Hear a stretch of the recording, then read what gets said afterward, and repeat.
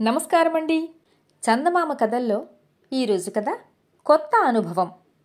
నేలపల్లి గ్రామానికి నిర్గుణానందుడనే స్వాముల వారు శిష్య సమేతంగా వచ్చాడు.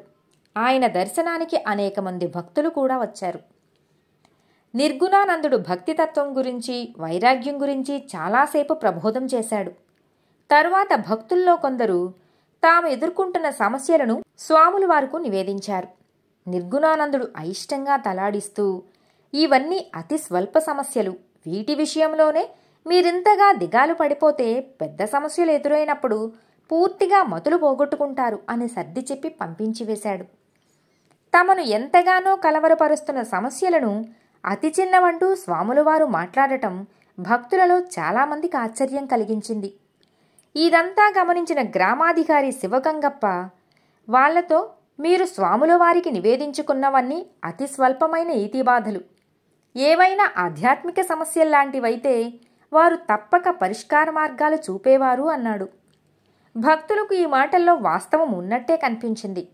కానీ వాళ్లల్లో ఎవరికీ సామాన్య సమస్యలు తప్ప మరేం లేవు. నిర్గుణానందుడు మరి 2 రోజుల పాటు గ్రామస్తులకు ధర్మోపన్యాసాలు వినిపించాడు. 3వ నాటి రాత్రి శివగంగప్ప ఆయనకు, శిష్యులకు తన ఇంట ఆతిథ్యం ఏర్పాటు చేశాడు. భోజనానంతరం గురు శిష్యులందరికీ శివగంగప్ప తగిన విధంగా తన ఇంటనే పడకలు ఏర్పాటు చేసి నిర్గుణానందుడు నిద్రించే చోట దోమతెర కట్టించాడు. అయితే తెల్లవారాక నిర్గుణానందుడి కళ్ళు నిద్రలేక ఎర్రబారటం, కొంచెం విసుగుదలలో ఉండడం గమనించిన శివగంగప్ప ఆయనను చూసి, స్వామి, తమకు రాత్రి సరిగా నిద్ర పట్టిందా అని అడిగాడు. నిద్ర పట్టడమా? దోమల బాధలో కంటి మీద రెప్ప వాలలేదు అన్నాడు నిర్గుణానందుడు. ఆ జవాబు విని శివగంగప్ప ఎంతో వినయంగా, స్వామి, తమకు తెలియనిదేముంది? ఈ ఋతువులో కీటకాల బాధ, అందున ఈ ప్రాంతాల దోమల బాధ అధికం. అందుకనే తమకు దోమతెర ఏర్పాటు చేశాను అన్నాడు. ఎంత దోమతెర ఉంటేనేం? లోపలికి ఎలాగో ప్రవేశించిన చిన్న దోమ చాలదా తెల్లవార్లు కునుకు పట్టకుండా చేయడానికి అన్నాడు నిర్గుణానందుడు. శివగంగప్ప అమాయకంగా ముఖం పెట్టి, అంత చిన్న దోమ తమలాంటి జ్ఞానుల్ని అంతగా బాధించడం ఆశ్చర్యంగా ఉన్నది. తమరు క్షమిస్తే నిన్న తమ భక్తులు నివేదించుకున్న సమస్యలు ఇంతకన్నా చాలా కఠినమైనవిగా కనబడుతున్నాయి అన్నాడు. ఆ మాటలతో నిర్గుణానందుడికి తన పొరపాటు తెలిసి వచ్చింది.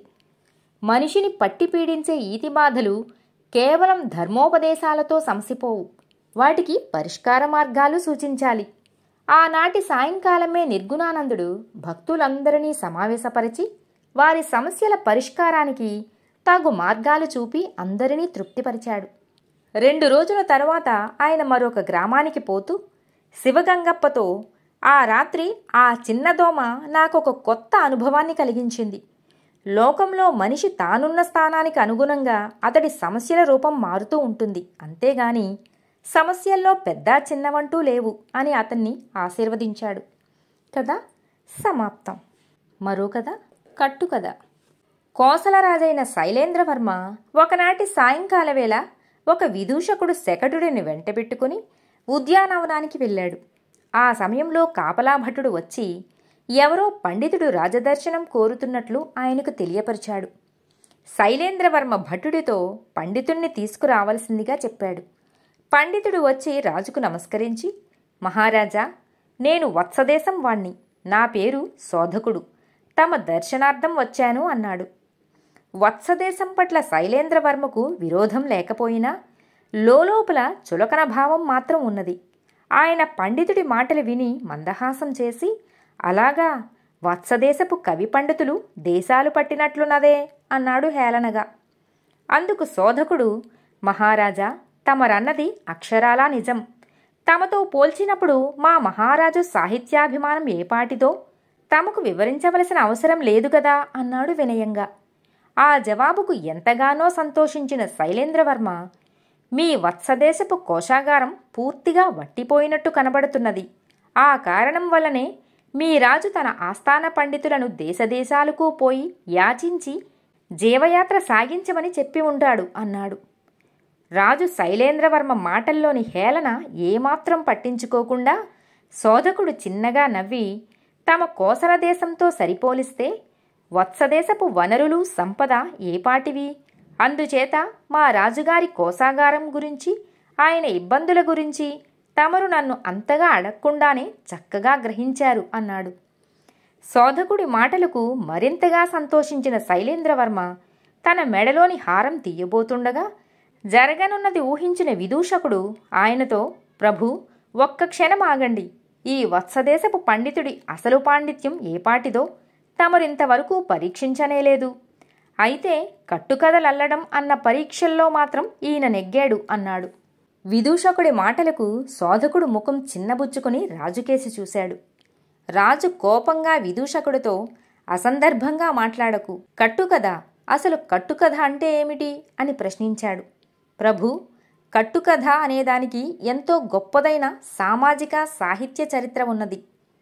ఈ విషయం రాత్రి మా ఇంటికొచ్చిన బంధువు, ఆయన వత్సదేశపు రాజాస్థాన పండితుడు చెప్పగా విన్నాను. అయితే ఇప్పుడు ఇదంతా వినడం ఈ శోధక పండితుల వారికి విసుగనిపించవచ్చు. ఆయనను కాస్త వెళ్ళి ఆ పొదరింటి వెనక ఉన్న శిలాఫలకం మీద కొంచెంసేపు హాయిగా విశ్రమించమనండి. తమకు ఆ కట్టుకథ చరిత్ర వివరంగా మనవి చేస్తాను అన్నాడు విదూషకుడు వినయంగా రాజుతో. విదూషకుడు ఏదో ముఖ్యమైన విషయమే చెప్పనున్నాడని గ్రహించిన రాజు పండితుడికేసి చూశాడు. శోధకుడు వెంటనే అక్కడి నుంచి పొదరింటికేసి బయలుదేరాడు. అప్పుడు రాజు విదూషకుణ్ణి చూసి చెప్పదలిచినదేమిటో త్వరగా చెప్పమన్నాడు. మహారాజా, మనకు ఇష్టం లేని వాళ్ళను గురించి మనకు ఎంతో ఇష్టమయ్యేలాగా ఆకట్టుకుంటూ చెప్పడం కూడా ఒక విధమైన కట్టుకథే కదా అన్నాడు విదూషకుడు. నువ్వు చెప్పదలిచిందేమిటో సరిగ్గా చెప్పు, మాటల గారడీ చెయ్యకు అన్నాడు రాజు విసుగ్గా. ఈ శోధకుడు ఏపాటి పండితుడో తెలియదుగాని నక్క వినయంలో ఘటికుడు. వత్సరాజ్యం మన రాజ్యం కన్నా చిన్నదే కావచ్చు, కానీ వర్ధనుడు తనకు సాధ్యమైనంతలో కవి పండితులను ఆదరిస్తూనే ఉన్నాడు. ఈ సంగతి తమకు తెలియంది కాదు అన్నాడు విదూషకుడు. రాజు అవును కాదు అనకుండా తలాడించి ఊరుకున్నాడు. విదూషకుడు ఎంతో వినయంగా, ఆ రాజు తమరు ఒకప్పుడు నలందలో సహాధ్యాయులని అందరూ ఎరిగినదే. ఏదో కారణంగా మీ ఇద్దరి మధ్య కొంత అసూయాభావం ఉన్నది. ఈ సంగతి మాత్రం రాజాశ్రితులైన కొద్దిమందికి మాత్రమే తెలుసు అన్నాడు. రాజు చిరునవ్వు నవ్వి, అలాంటి వాళ్లల్లో నువ్వు కూడా ఒకడివన్నమాట అన్నాడు. అవును మహారాజా, ఈ పండితున్నని వచ్చిన శోధకుడు కూడా ఆ సంగతి ఎరిగినవాడని నా నమ్మకం. వాళ్ళ రాజు గురించి రాజ్యం గురించి మీరన్న ప్రతిదానిని అతడు ధ్రువపరుస్తూ ఒక కట్టుకథను అల్లేస్తున్నాడు అన్నాడు విదూషకుడు. ఆ విధంగా నా నుంచి ఏదైనా బహుమానం పొందాలని ఈ వత్సదేశపు పండితుడి ఎత్తుగడ, అదేనా నువ్వు నాకు చెప్పదలచింది అన్నాడు రాజు. ఆ ఎత్తుగడ పారింది కూడా మహారాజా. అయితే నేనడ్డుకున్నాను. వత్సరాజును విమర్శిస్తూ మాట్లాడటం మీ మనసుకు ఆనందం కలిగించింది. ఈ విధంగానే మిమ్మల్ని అవహేళన చేస్తూ మాట్లాడిన వాళ్లకు వత్సరాజు బహుమానాలివ్వవచ్చు. కట్టుకథల పుట్టుకకు వ్యాప్తికి మనుషుల ఈ వింత మానసిక ప్రవర్తనే కారణం అన్నాడు విదూషకుడు. రాజు కొంచెంసేపు ఆలోచించి, సరే, నువ్వు ఇప్పుడు చెప్పిందే ఒక కట్టుకథ కావచ్చు, పరీక్షిద్దాం అని భటుణ్ణి పిలిచి పండితుణ్ణి తన వద్దకు తీసుకురమ్మన్నాడు. భటుడు పొదరింటి దగ్గరకు వెళ్ళి శోధకుడు అక్కడ కనబడకపోవడంతో తిరిగి వచ్చి ఆ సంగతి రాజుకు చెప్పాడు. ఈ జరిగిన దానికి ఆశ్చర్యపోతూ చూస్తున్న రాజుతో విదూషకుడు, వత్సదేశపు ఆస్థాన పండితుడైన నా బంధువు ఒక ఆయన రాత్రి వచ్చాడని చెప్పాను కదా, ఆ మాట నిజం అనుకొని ఈ శోధకుడు చల్లగా జారుకుని ఉంటాడు. విలువైన తమ హారం ఆ పండితుడి పాలు కాకుండా నేను కాపాడాను అన్నాడు నవ్వుతూ. అయితే ఈ హారం నీదే అంటూ రాజు మెడ నుంచి హారం తీసి తన విదూషకుడికిచ్చాడు. కథ సమాప్తం. మిత్రులారా, మరో కథతో మళ్ళీ కలుద్దాం.